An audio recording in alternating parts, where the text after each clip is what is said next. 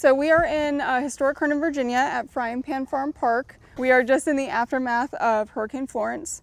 During the storm, there were quite a lot of people down south who had to evacuate their homes, and that included people with lovely animals like Renegade here. So we have opened up the facility for folks who need somewhere to stay during the evacuation period. So this is Renegade. He is from North Carolina, and he and his mom and his brother were unfortunately displaced during the storm. They arrived the Friday before the storm began here in Virginia, and they will be here probably through to the beginning of October before they get clearance down in North Carolina to return back to their facilities.